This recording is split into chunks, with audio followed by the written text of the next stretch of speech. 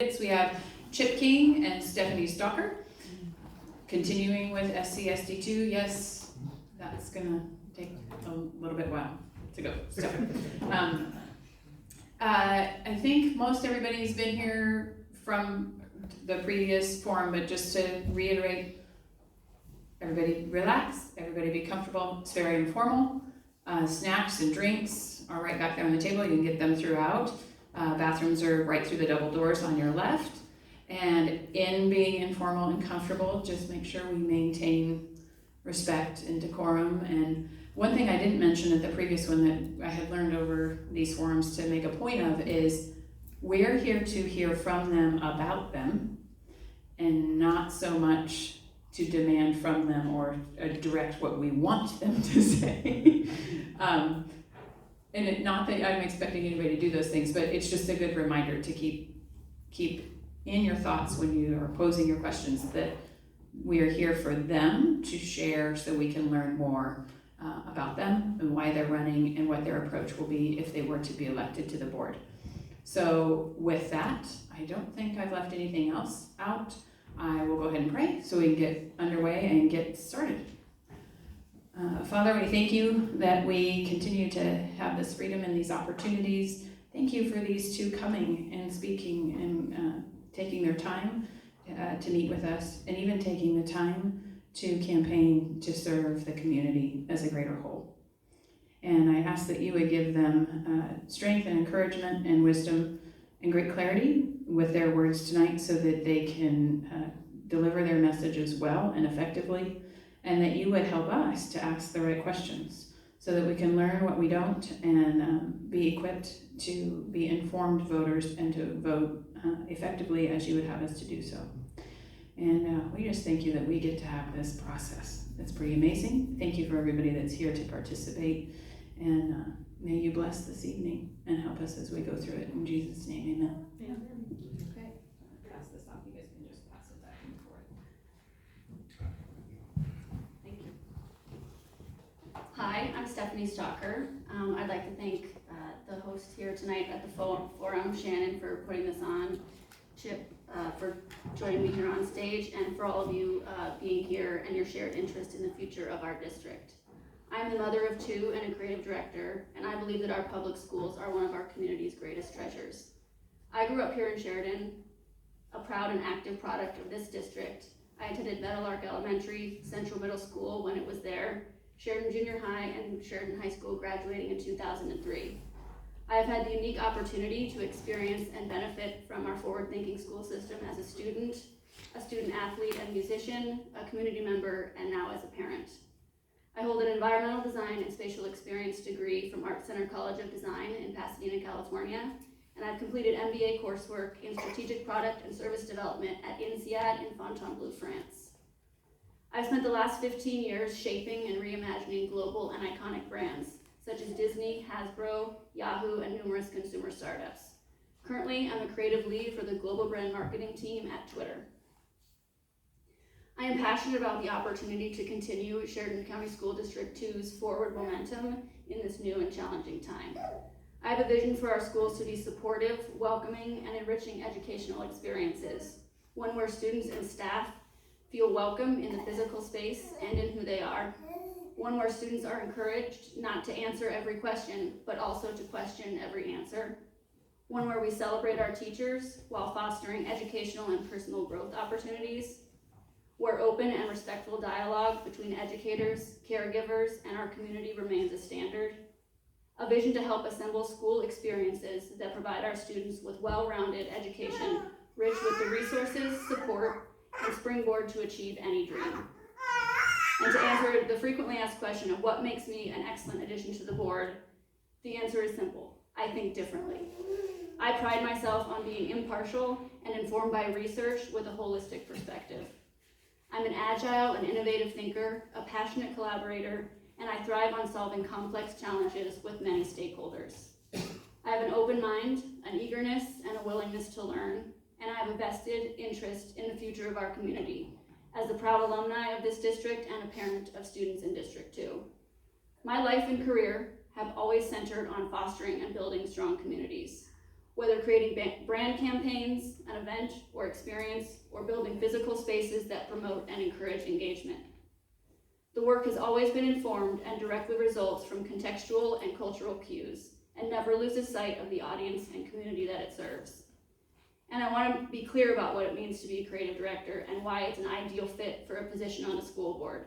So let me define the role in this context. First, it's about defining strategy. A clear, informed strategy is the blueprint outlining the who, what, how, and most notably the why any decision is made. Second is in curating the right team and resources. It means pulling together knowledgeable experts, relevant research, and contributors that will help make the work soar. Third is about collaboration. It's never a one-person show. Listening, observing, asking questions, and thinking critically to find common ground. And lastly, it's in honoring the team and the work while seeing the strategy and concept all the way through to completion. It's acknowledging the team, celebrating the wins, and always finding and recognizing learnings in the process. I've had the good fortune to live, work, and study across 5 continents, always observing and learning. My husband and I choose to live in Sheridan, having our kids attend District 2, and we're committed to being positive and active members in the community.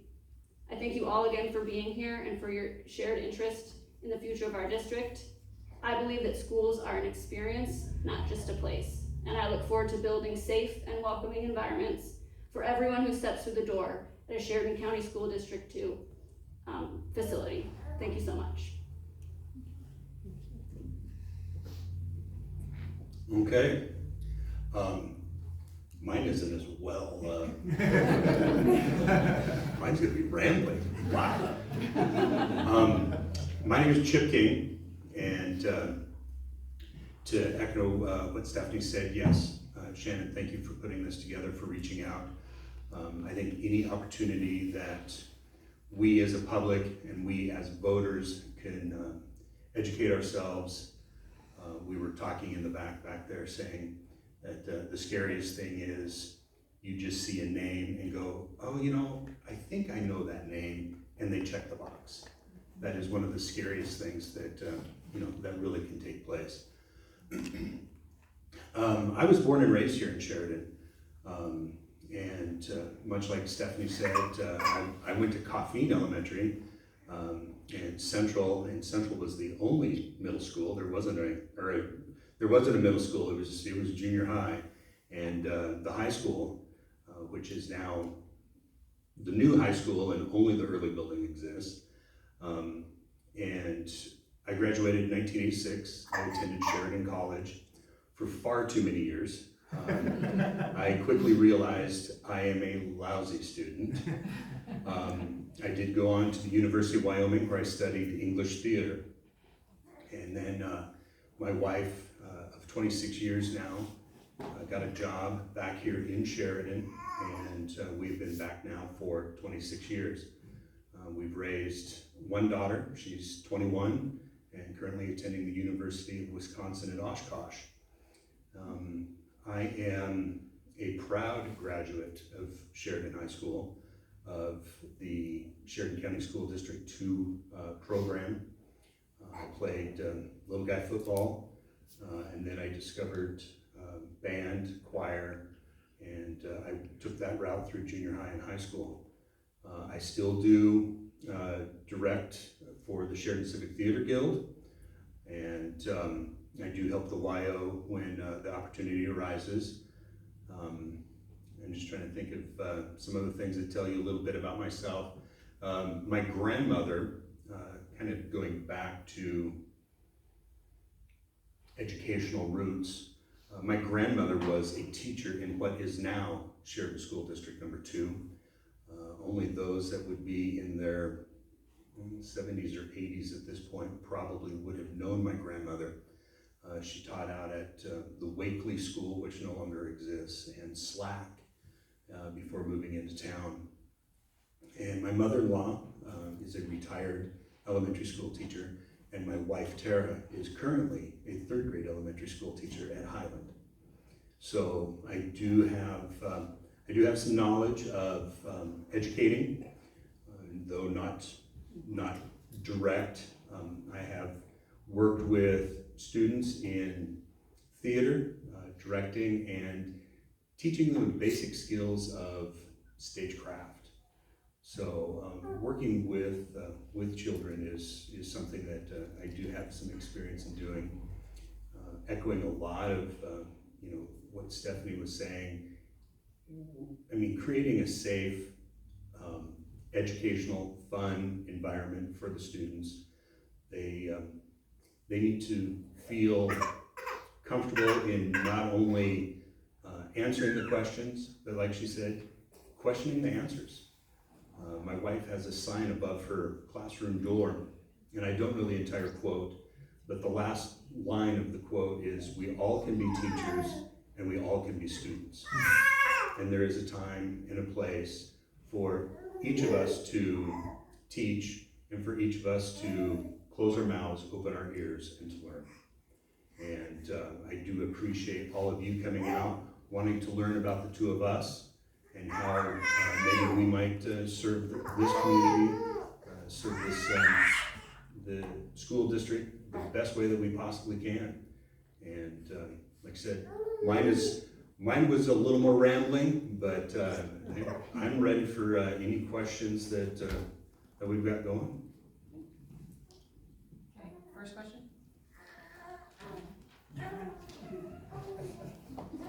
I'm getting mine in, or she's getting it in now. So could you tell me what kind of policy or how you would, your feelings on how we keep our girls' sports for biological girls, their locker rooms for themselves? Are you backing policies that go that direction? I think maybe we'll tag team back and forth there. I'll answer this one first.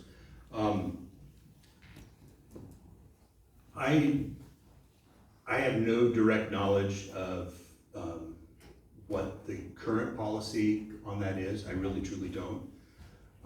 So maybe this might be an educational opportunity for myself.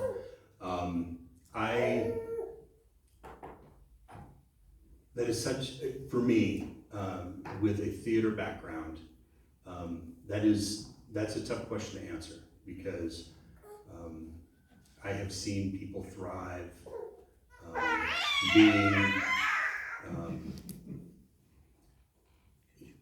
using girls, as an example, being female. I do have friends that are male that are transitioning. I do not know what they're going through. I don't know what they're experiencing, and I don't know how to best support them. I don't have an answer. I really, truly don't. With some more education, I hope to maybe be able to answer that question for you, but I really, truly don't.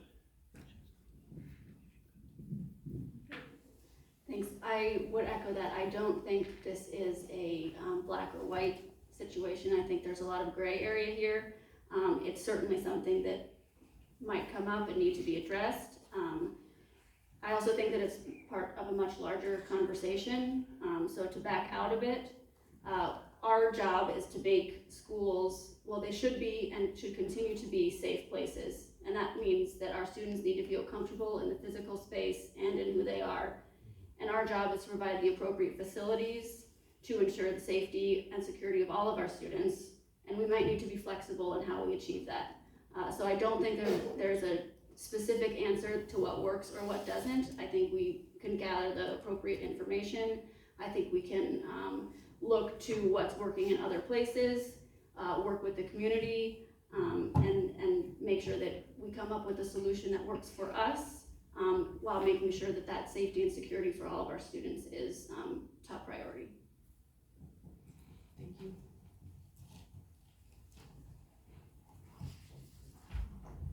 First off, thanks for coming. Really appreciate the opportunity to get to know you folks better.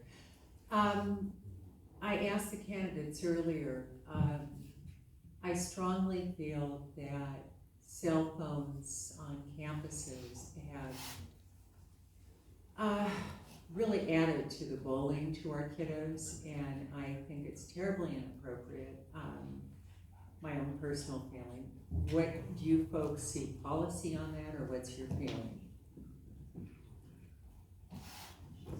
I don't know if there's a policy on the use of cell phones in the schools. I know that kids have them for various reasons, probably for safety, again, and security, going to and from school. I don't think that they should be used in the classroom. I don't think that's ever been part of the teacher or the educator's goals, and so I think, you know, keeping them put away. I don't know if we'd be able to ban cell phones from the school, again, for the safety and security of our students, but again, I think we need to look at the age level. Things might be different from elementary to middle school to high school, how things work there. There would be a lot of information needed to be gathered before we could establish and figure out what that policy would be. Yeah, unfortunately, cell phones are, anymore, we all, mine's sitting right here, but I am also mature enough to know that it is on do not disturb, so I'm not, except for my wife and my daughter, who, if it's on do not disturb and my phone rings, then I know something is going on. Students don't have that gate, or at least most students. I shouldn't say all of them. Most students don't have that distinguishing ability to know what is appropriate and what is not appropriate. My wife in the classroom, yes, the kids have them in the classroom. They're in their coat, or they're in their little cubby. They're not at their desk. If the kid wants to be on his cell phone, that's what recess is for, that's what lunch is for. But to have them available, all day, every day, no, I have to agree. I don't think that it's something that they should have, immediate access to, my daughter uses hers, but it's also a scientific calculator. So I guess, the application of what it's being used for, but just to chit chat, Snapchat, or whatever, with someone sitting right next to you, no, that's not appropriate.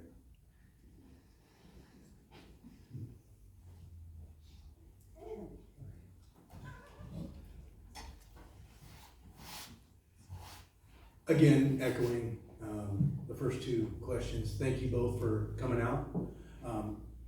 I got the privilege of hearing you guys at the Wild Theater at that forum, and it's a little different there. There are already pre-scripted questions, and there's limitations, and here it's a lot easier going and a little bit more flexible, so thank you.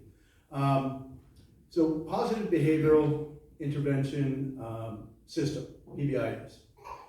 School District 2 is really pounding that system this year. They've been doing it, they did it last year, but it's really a big deal this year in that in all grade levels, the junior high, where we have an 8th grader, the first 15 minutes of the day, the school was extended 5 minutes, so they took 15 minutes at the beginning of the day. They call it Bronc Base Camp, where kids are asked a question of the day. They're asked a level of 1 to 10, how they feel. They're in a room of 8 to 10, 12 children of their peers, and it takes up a lot of time. I'm of the belief that school is for English and math and science and history and geography, etc. What are your thoughts on PBIS, if it belongs in the school systems here, and if so much time, if you do agree with it, if so much time should be taken out of the day in influencing our children? Stephanie, would you like to answer this one first? My daughter has graduated, and so I am not at all familiar with it, so, okay. Yeah, I mean, my wife is an elementary school teacher, so obviously I don't hear a lot of what goes on, junior high. I still have some teacher friends at the high school, but I'm not at all familiar with that program. I really, truly am not. I think, wow.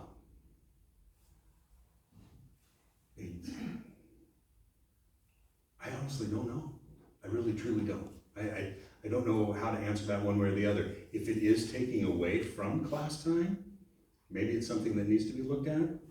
But, we all want to, we all have a need to feel appreciated and heard. And if that's what they're using that time for, then maybe that is a positive. But if it's just I'm going to use a feel-good session, then maybe that is something that can be handled in a different way, in a different format. But yeah, again, unfortunately, I'm not at all familiar with it.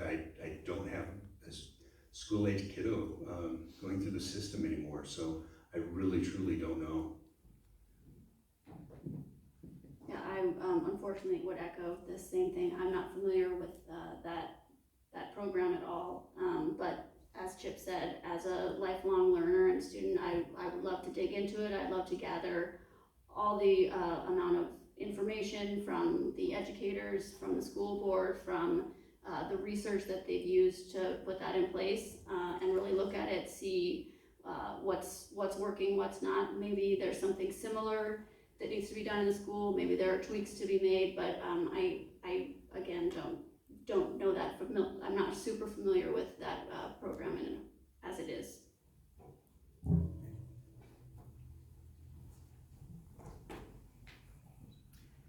Are you familiar with the CRT, and if so, what are your thoughts on it?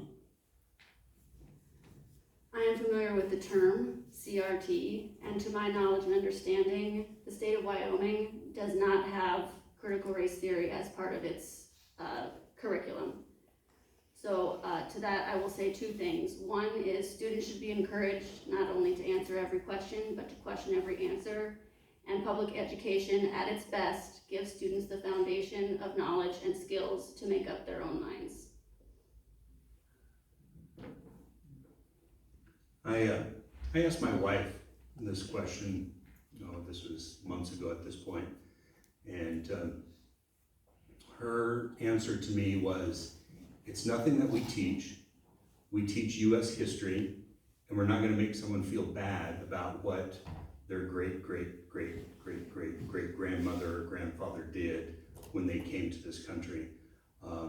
So teaching U.S. history and questioning what was done, what wasn't done, who it affected, who it didn't affect. Yeah, those are things that, for the students, that they need to, come up with themselves. But it's my understanding that, critical race theory is something that is a college level course.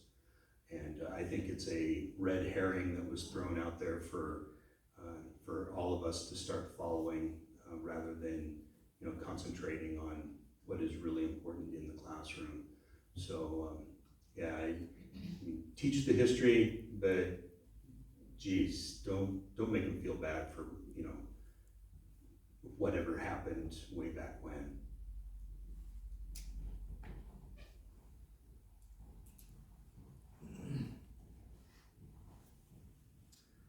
Thank you guys again for coming. This is awesome to have you here.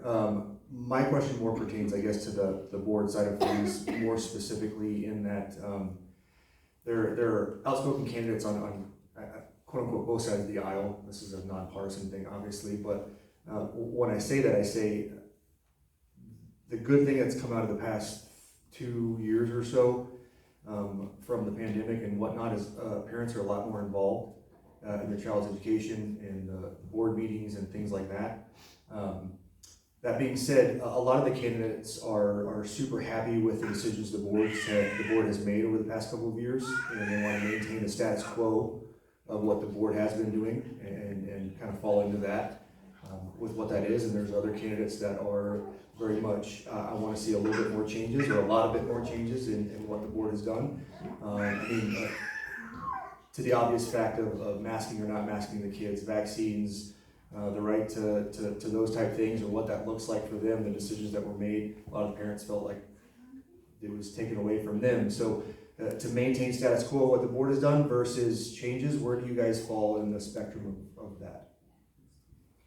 I think maintaining status quo was, someone once told me that every failed Eastern European country kept the status quo. Things need to change. There was the mask, don't mask, vaccine, no vaccine. There was something that, we haven't seen the likes of in how many decades. And so I think I wasn't privy to any of those conversations that was taking place at the board. I didn't attend any of the board meetings. I think going through and gathering as much information as you possibly can is always the best route. That is why you all are here. And I think things do need to change. The catchphrases of transparency and stuff like that. Well, any of us can attend any one of the board meetings. They're a published meeting. So I don't know how much more transparent, at least as far as that portion of it goes.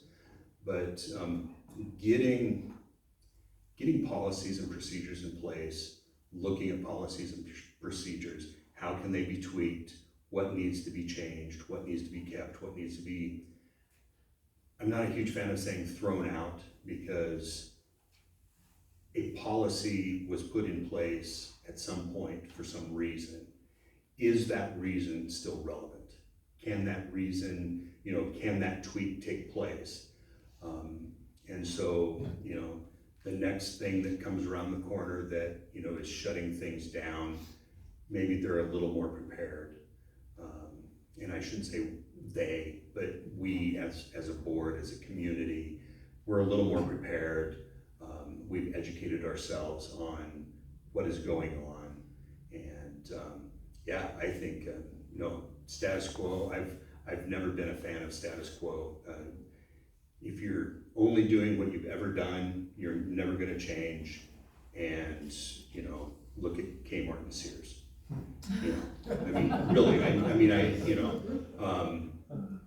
but, if you're constantly changing, you're constantly moving, then, you evolve, the board evolves, the community itself evolves.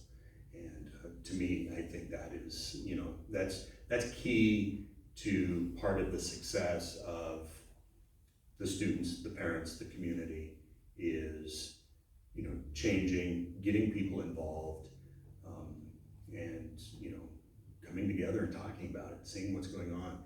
You use the example, this side, that side of the aisle. Unfortunately, there's way too much of that, way too much of that.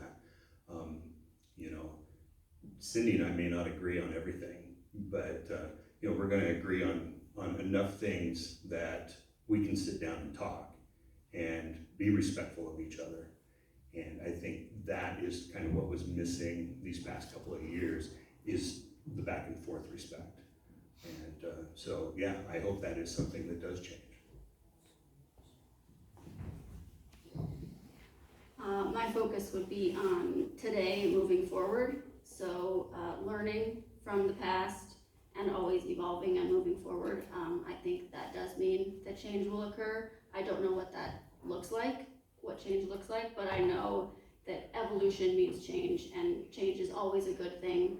So we can learn from what happened and move forward. But again, my focus is on what is needed today, moving forward for our kids, educators, and our community.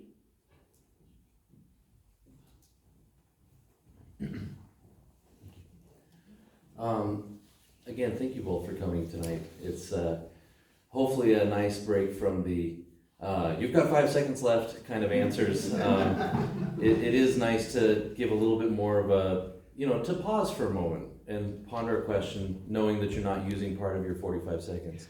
In that same line though, one of the things that people get from these types of questions is they can get a little bit of a view into your paradigm, your worldview.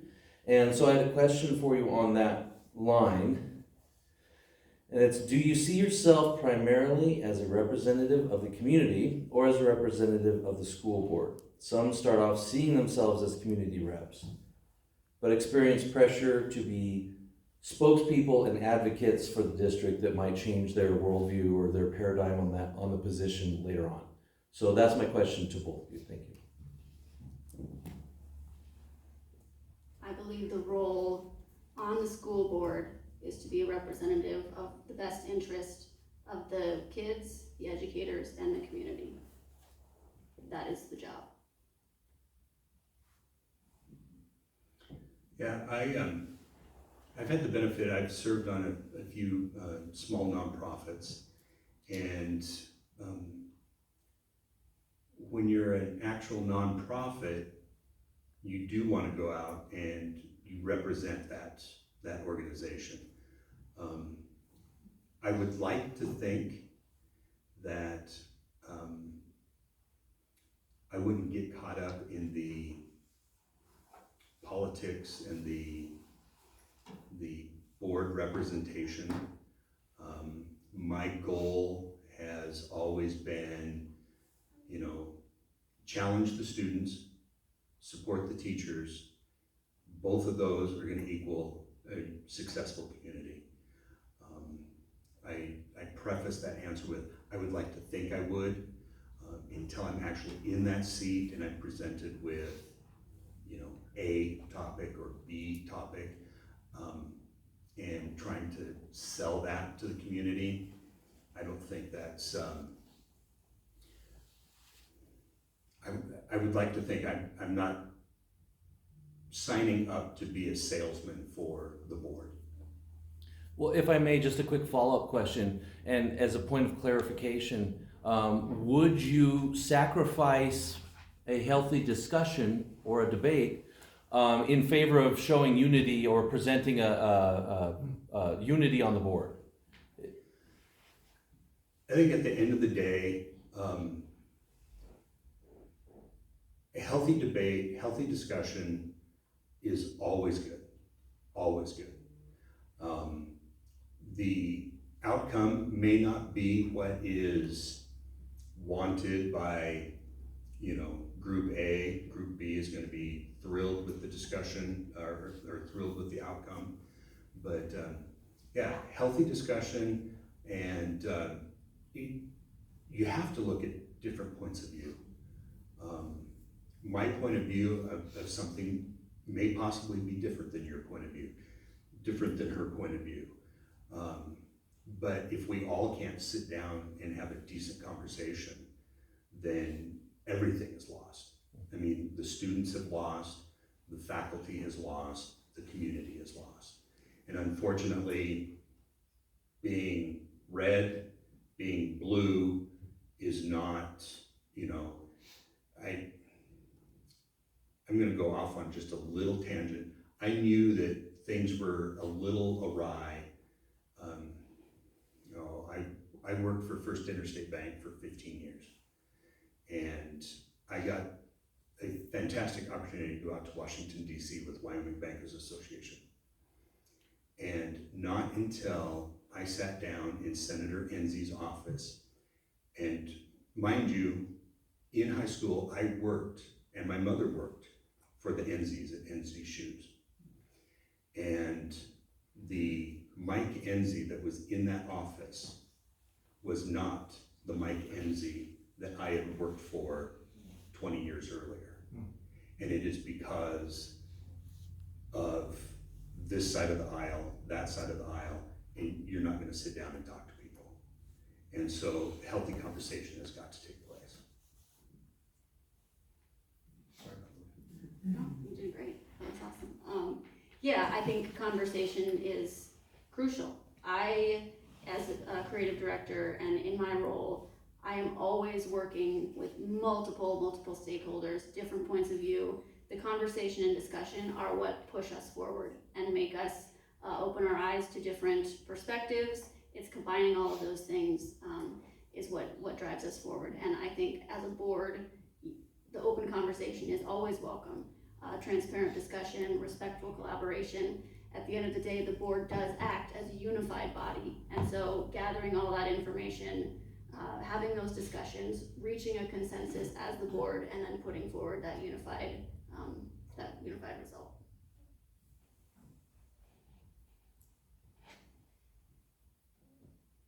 Okay, I have a question about finances. It's a pretty complicated pot of money that the state has that they dole out to the districts.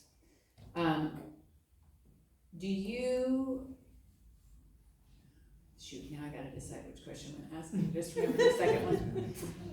I'm gonna ask a different question I thought, but it is still money. Currently, SCSD2 does not have their own virtual online schools program. There are 4, for sure, I think maybe 5 in the state, and they are contracted at specific districts around the state. Those districts get the ADM dollars per kid that enrolls in that. It goes to those districts, those children are enrolled there. So a child can live in this district and be enrolled in Upton or any of the other, Bighorn, there's some other ones, some different districts around the state, if they want to participate in those programs. Do you see any concern with that kind of cash flow problem? And I know the district here is looking at, do we need to develop our own virtual program and have that here? I just have cautions about the muddier the water gets with the money, what happens with it and where's it going, and does that even maybe take money from other districts because those kids are now enrolled somewhere else even though they live here? It's kind of a conglomeration of things that may be very beneficial, but it may have some problems in it as well. Do you guys have thoughts on those kind of programs?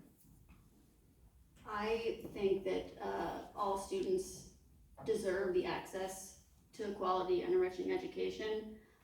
I do think that that's possible in the schools that we have today. I'm not familiar with how the budget is allocated for the schools that you mentioned, the virtual school where the dollars go, and so I can't comment on that. I can say if this school system is looking to implement something like that, there again is a lot of gray area, and so it would be the need to gather all of the information, make sure that we're allotting things correctly, and ensuring that all of the students have access to the education that they need and will help them grow.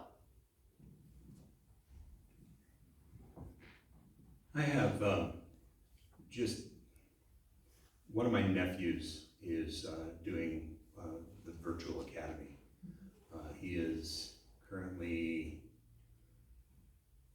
a sophomore, and he had a tough time doing the online portion of school when it was you're online, but you're not. I mean, you know, it was that hybrid kind of thing. And I think anything that we can do to support the student, he finds that this system works for him. And if that system works for this child or that child, I think what it means for the district is District 2 needs to look into getting this program for itself. But until that point, you need a pretty darn sharp pencil to make sure that the money doesn't get muddied up. Because yeah, we get our portion of the pie, and now our portion of the pie has to go around. And you know, that oversight needs to be maybe a little more intense until we can get something in-house. I know Pete Kilbride, the superintendent for District 1, and he is thrilled don't know their success numbers, I don't know failure numbers. All I know is, from what Pete is telling me. And he's absolutely thrilled with the program that they have in place. And so rather than reinventing the wheel, again, going back to this gentleman over here with status quo, educate ourselves, combine that knowledge pool, not the money pool, but combine that knowledge pool. It helps the kids here, but it meets them where they are at. They don't thrive in the classroom. If they're thriving online, then that's where the student needs to thrive, and that's where we need to help that student out. Is that kind of answer? Yeah, for sure.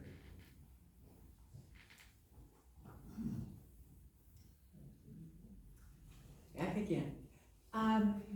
Been reading about some books that are available in the Casper School District.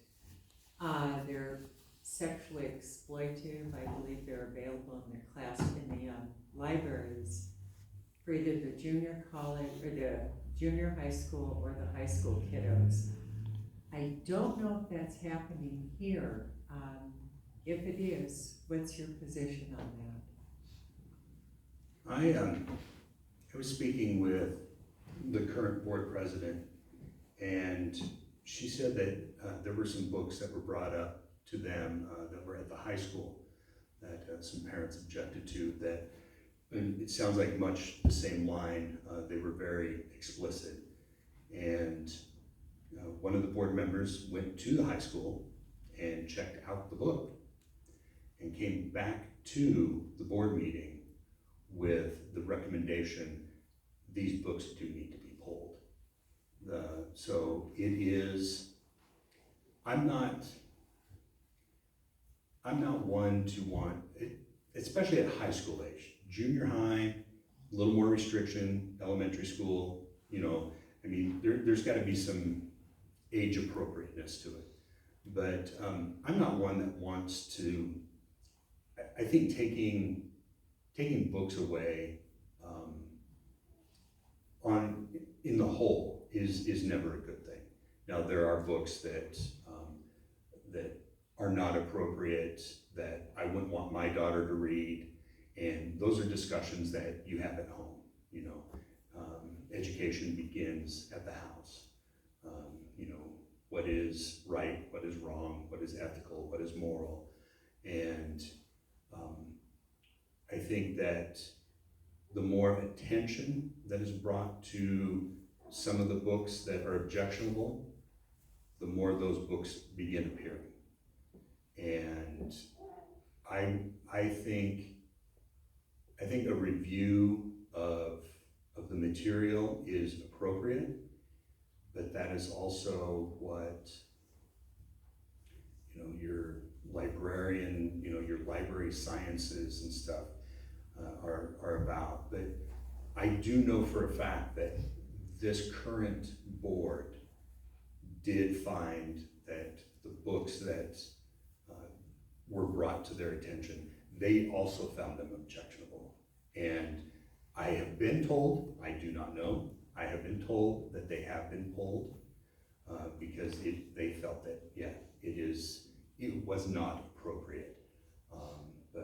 No, I think, someone doesn't like a book. At one time, they didn't like To Kill a Mockingbird, and so I think to use that, I don't want to say censorship, because that is such an ugly word, but to pull a book, there's got to be a really strong motive. Why are we pulling this book? In the instance, I think we're both probably talking a similar style of book, that, if it is explicit, then, I think it is appropriate that it should be pulled. But I'm not gonna pull a book. Some of the other candidates are stating, parent choice and parent involvement. I think parents need to be involved. parents need to be in the classroom, parents need to be at the, PTA, PTO, but at what point is this parent's rights versus this parent's rights, and to narrow it down going to just a book. And I shouldn't say just a book, but to go to books. Which parent gets the the win column, when really I think we all lose when we have to do that. But age appropriateness, content appropriateness, I think all needs to factor into that. Yeah, I would say the question would be is what are the books and what is the content that's causing an alarm or a red flag? I do know that the school district and the school board has a policy in place for when things like this happen.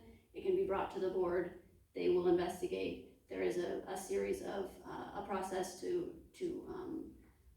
research, to look at all of the thoughts into it, to consult the relevant experts and make a decision on whether the book stays or goes. And to Chip's point, yes, I spoke to the current board chair, and there was a situation in our high schools, and they followed that exact same protocol that's in place.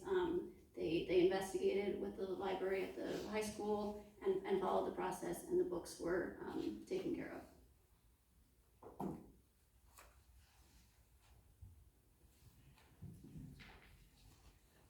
Alrighty, I'm gonna read this because I didn't memorize it, so forgive me.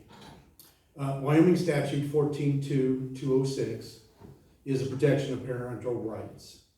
A, the liberty of the parent to care, custody, and control of their child is a fundamental right that resides first in the parent.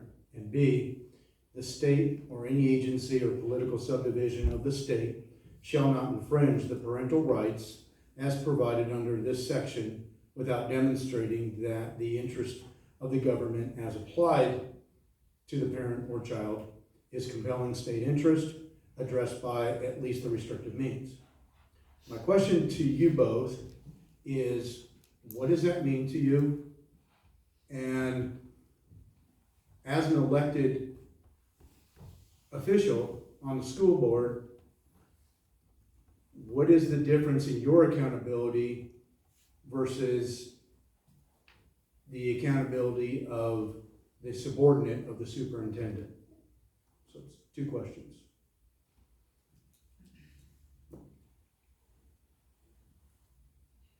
I think I would need to see what you just read, and that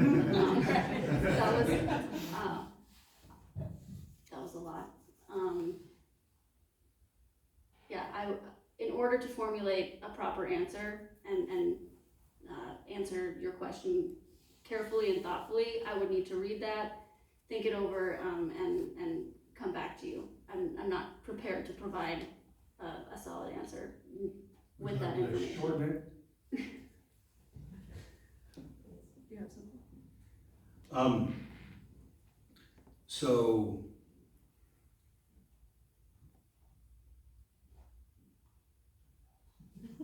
yeah, I'm formulating my question or my answer in my head here, and unfortunately that blank gaze is my thinking face.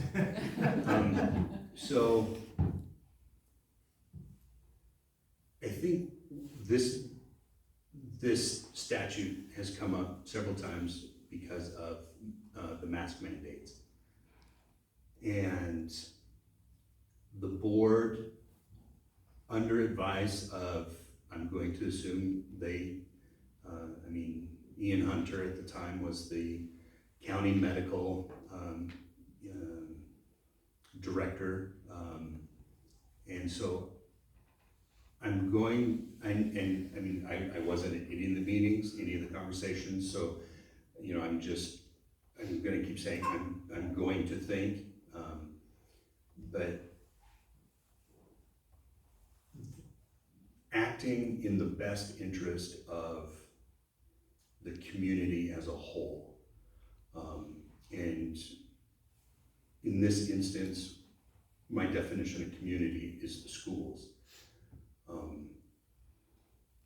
My wife, being a teacher, when the students were at home doing their virtual learning, she lost a lot of kids, not dropping out, but I mean, well, dropping out mentally and physically. And her biggest joy going back to the classroom was having those kids in front of her. Her biggest pain was wearing a mask. None of us who, because of employment, had to wear masks, none of us woke up in the morning thrilled to put that stupid thing on our faces. But I do believe that with the information that they had at hand, they were acting in the best interest of the community, of the students. And so it was the second or third portion of that, not to be usurped by, can you find that for me again? Yep. So, part A, the liberty of the parent to care, custody, and control of their child is a fundamental right that resides first in the parent. Is that? Yes, and then, The second Thank part, you. sure, is the state or any agency or political subdivision of that state shall not infringe the parental right as provided under this section without demonstrating that the interest of the government as applied to the parent or child is compelling state interest addressed by at least restrictive means. and I'm gonna guess that is the portion that they probably looked at in proceeding with the route that they took. I recall when my daughter was still in elementary school, signing medical papers saying that they could, provide, Tylenol or ibuprofen or something like that. They could put a Band-Aid on. And I think those kind of things, to me, that is common sense stuff that the school needs to have that ability. But,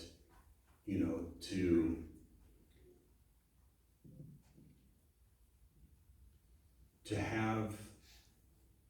have a mandate of masks and stuff like that, I'm gonna guess that is under their medical or legal advice or whatever it was that the board at that time, whatever route they took, that was probably the subsection that they felt, okay, this is how we're going to handle this. And I will tell you that, again, it's one classroom in one school. The kids at that time, all they wanted to do was, little Johnny wanted to be sitting right next to little Jimmy, and they were absolutely thrilled to be there. And so if that is what meant, if that is how they were able to come back to the classroom, then I feel that, stepping on some toes was probably the right thing to do in that particular instance. The other part of the question, the second part of my question was, both of you, if elected as elected officials, you have accountability to your constituents. However, the superintendent does not. How do you, and it seems to me that the superintendent has more control or power in making policy and making decisions and stuff like that than the board does. How would you change that, or do you see a problem with it? I've been fortunate in two of the boards that I've sat on that I've had staff. And there have been times where staff felt, the executive director kind of little, large head with what it was they were doing. And the board just needs to have the wherefore. There are children here, I would probably use some other words, but to have the guts to pull them back and say, no, this is how, this is the process.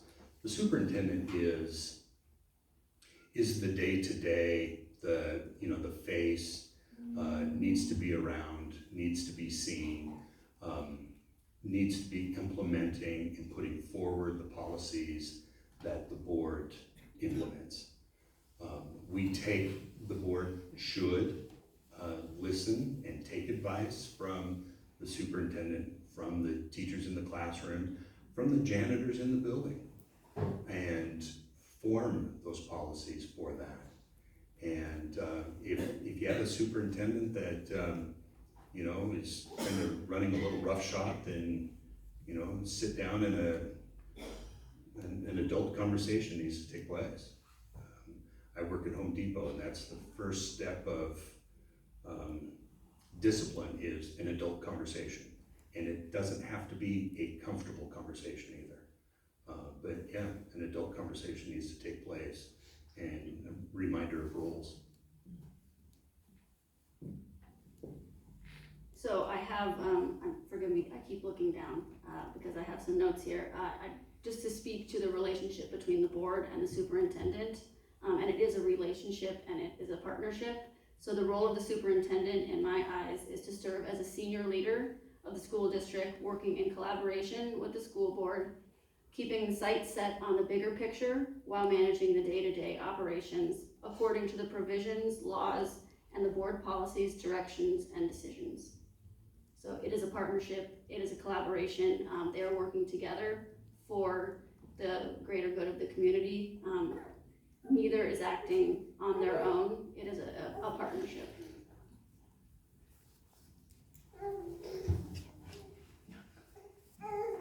I think this will probably be our last question with 7:58.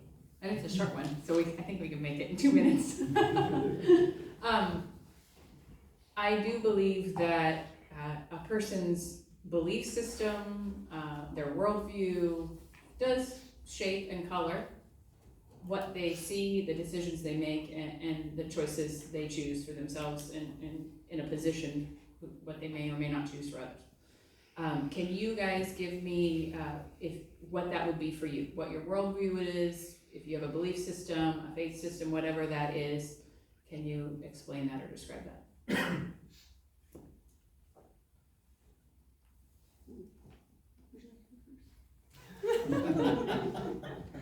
So they can watch me stare off at the lights. I can turn the fan on so it'll spin. Yeah. Ooh, shiny.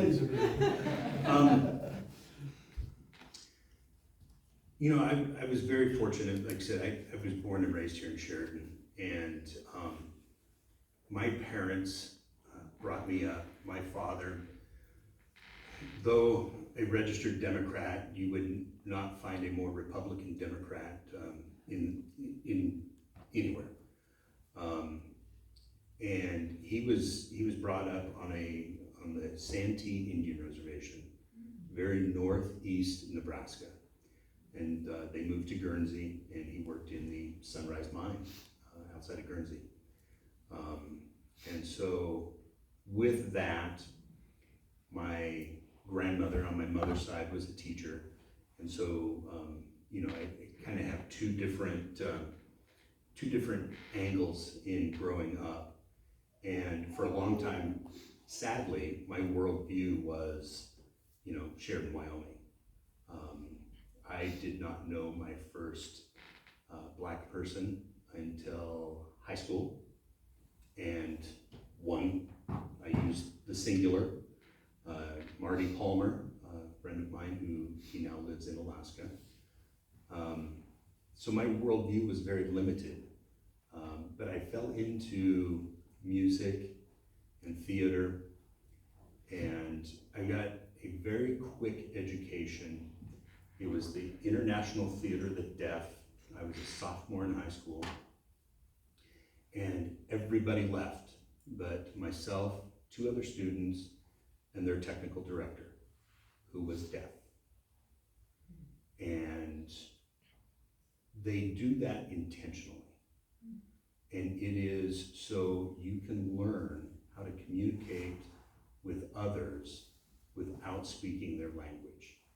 I didn't know sign language.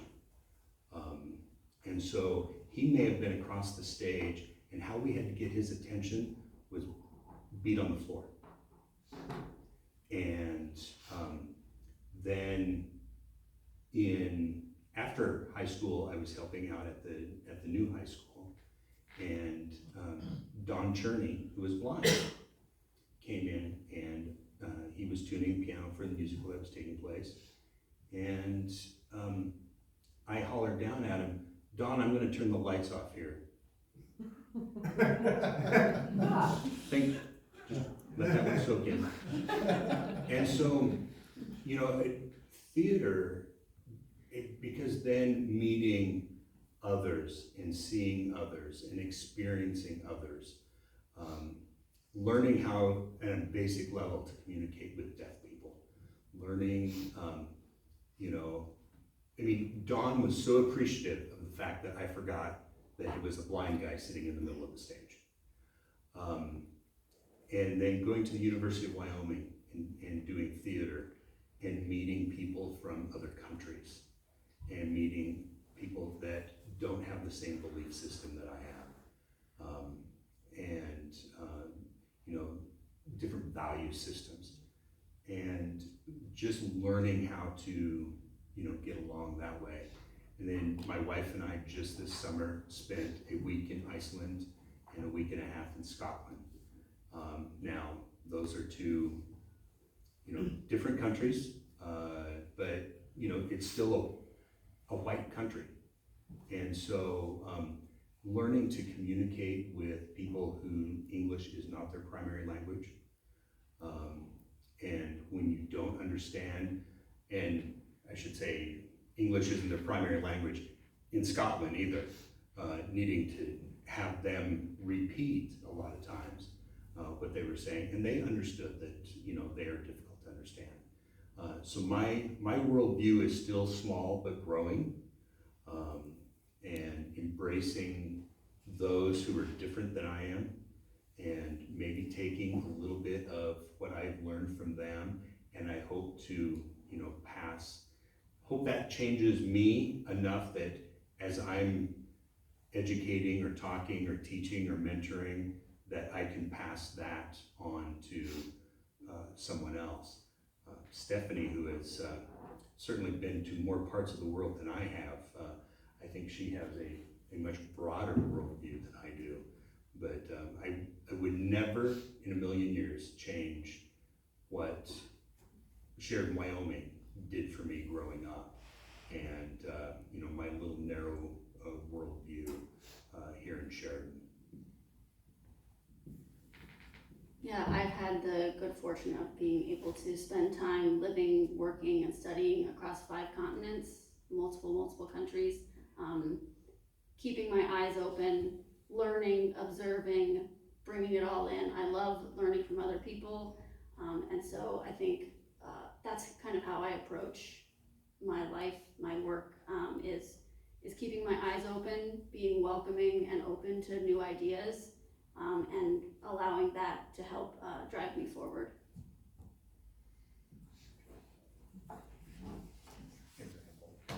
Okay, we're out of time.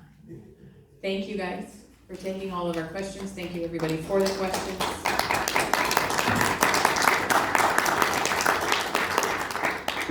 If you guys need a drink of water, you're welcome to come get it at this point. And then if somebody